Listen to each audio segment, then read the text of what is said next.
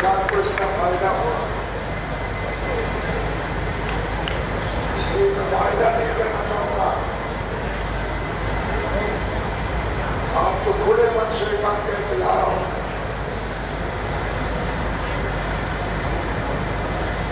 कि राज बना लो तो सारा सारा फोटो का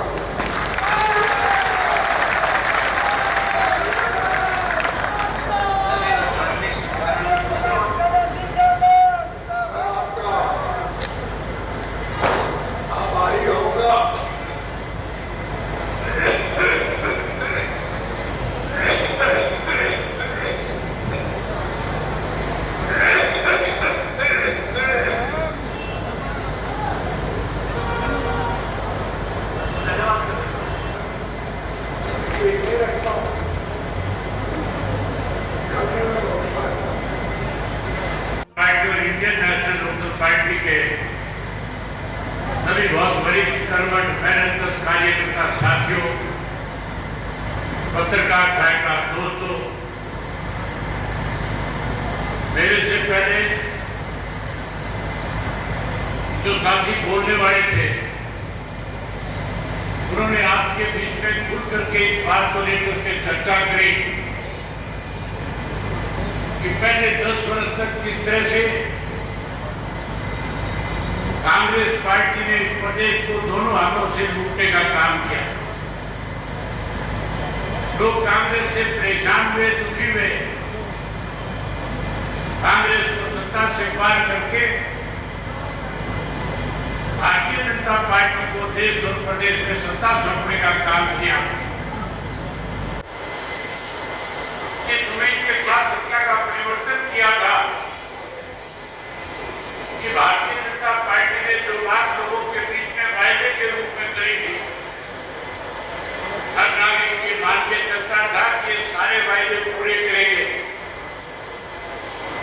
और हर आदमी ये मानता था, सोचता था कि अगर वायदे पूरे हुए तो देश खुशहाल हो जाएगा,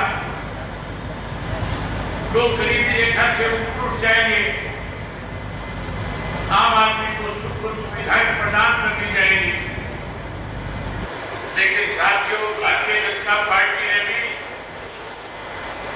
जो जो वायदे आप लोगों के साथ किए उनको पूरा करने की बजाय लोगों के सामने परेशानियां खड़ी कर दी। मोदी जी ने कहा तो ये था कि सरकार आने के बाद कांग्रेस के लोगों ने जो धन इस देश से लूट करके विदेश के बैंकों में जमा कराया उस सारे धन को वापिस लाएंगे, हर व्यक्ति के खाते में 15-15 लाख रुपया जमा करा देंगे। फायदा किया था 2 करोड़ बेरोजगार पढ़े लिखे नौजवानों को 2 करोड़ को रोजगार देने का काम करेंगे। किसान के साथ वायदा किया था स्वामीनाथन की रिपोर्ट को लागू करेंगे, 2022 में किसान की फसल के दाम 2 गुना कर देंगे। उनको छीन लिया जाता था, उसे डराया और धमकाया जाता था। साहब काशीराम ने इसके खिलाफ एक आवाज उठाई, उत्तर प्रदेश से एक आंदोलन शुरू किया, PS4 के नाम से पार्टी बनाकर के आगे बढ़े और वहां के गरीब दबे कुचले व्यक्ति को संगठित करके उसके वोट की ताकत का उसको एहसास कराने का काम किया, उसको उसके वोट का अधिकार दिलाया। इसी तरह चौधरी देवीलाल की हर वक्त एक ही सोच थी कि जहां किसान को उसका अधिकार मिले, उसको उसकी फसल के दाम मिले, उसको सम्मान मिले। वही प्रदेश और देश में छोटी छोटी जातियां, जो छोटी छोटी पॉकेट में रहने वाले लोग हैं, उन लोगों को राजनीतिक ताकत मिले, इसके लिए उन्होंने उनमें जागृति पैदा करी और ऐसे ऐसे समाज के लोगों को लोकसभा, राज्यसभा, विधानसभा का सदस्य बनाया जो कभी सोच भी नहीं सकते थे। आज फिर साथियों इसी तरह का समय है, आज फिर इसी तरह के हालात इस प्रदेश और देश में हुए। हर गरीब आदमी को कमजोर करना, किसान को कमजोर करना, उसकी सोच भारतीय जनता पार्टी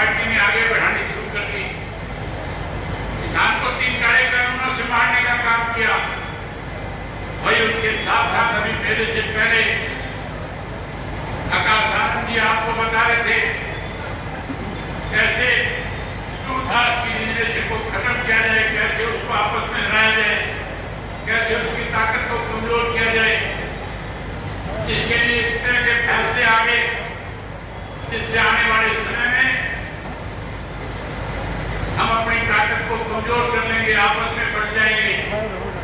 इसलिए सबको संगठित होकर के इसका विरोध करना चाहिए।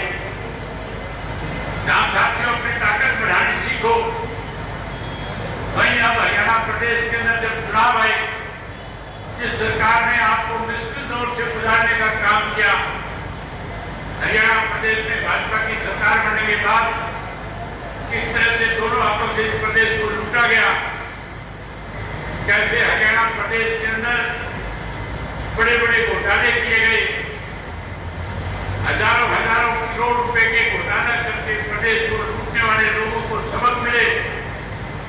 इसके लिए संगठित होकर के भविष्य में विधानसभा का चुनाव जब आए तो इस बात का संदेश सरसा की जनता देने का काम करे कि जब भी विधानसभा का चुनाव होगा, सरसा जिले का एक एक कार्यकर्ता बहुजन समाज पार्टी और इंडियन नेशनल लोकदल का जहां 500 सीटों को कब्जाने का काम करेगा, भाई भाजपा को, कांग्रेस को, एक को सत्ता से पार करेगा, एक को सत्ता से दूर करेगा।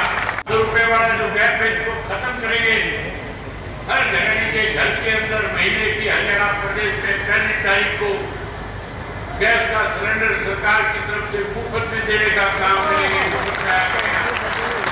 वहीं उसके साथ साथ जहाँ गैस का सिलेंडर देंगे, 1100 रुपए हर गृहिणी के खाते में उसकी रसोई बढ़िया चले, इसके लिए उसको दे करके ताकि उसको रसोई का पैसा ना मांगना पड़े, उसके खाते में डलवाने का काम करेंगे।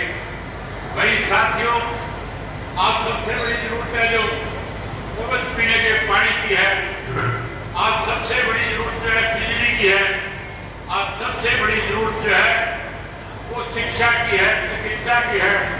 आप सरकार बनाओ, सरकार बनाने के बाद ये चारों चीज हरियाणा प्रदेश के हर नागरिक को मुफ्त में देने का काम करेंगे। कोई एक पैसा पढ़ाई पे खर्च नहीं होगा, कोई एक पैसा किसी के इलाज पे खर्च नहीं होगा, कोई एक नया पैसा बिजली का बिल का नहीं देना पड़ेगा। उसके साथ साथ साथियों पीने का पानी, स्वच्छ पानी आपको देने का काम करेंगे। वहीं उसके साथ ओल्ड पेंशन स्कीम जो है, जो कांग्रेस पार्टी ने खत्म करी थी, हम उस ओल्ड पेंशन स्कीम को दोबारा लागू करने का काम करेंगे।